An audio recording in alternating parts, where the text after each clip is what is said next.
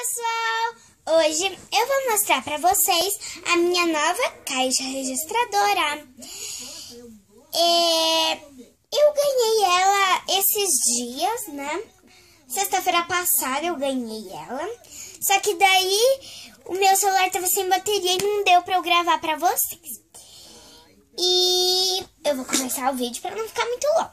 Então, na minha caixa registradora vem esse cartão de crédito, que dá pra passar aqui. Faz esse barulhinho. Vem 3 notas. Uma de 100, uma de 50 e uma de 10. Vem várias moedinhas de 10, 20 e 50 centavos.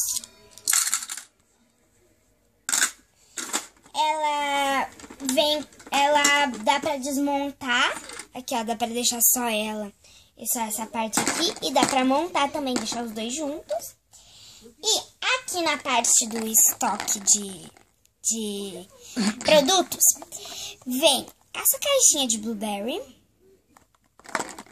Vem esse milkshake de morango. Opa! Vem esse ketchup.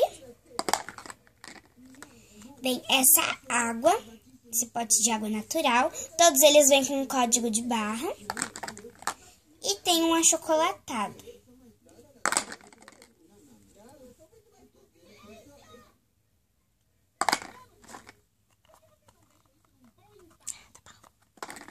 Aqui tem mais um aí.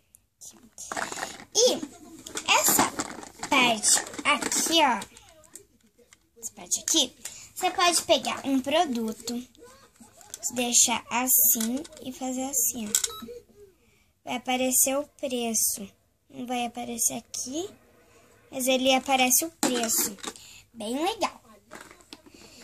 E aqui também, ela liga, que dá pra usar de verdade. Quer ver? Ó. Daí tem aqui os sinais, né? Vários sinais. Daí aqui é pra apagar, tem aqui pra apagar e ligar. E aqui é pra desligar. Bom, pessoal, esse foi o vídeo. Tchau, espero que vocês tenham gostado. E até o próximo vídeo.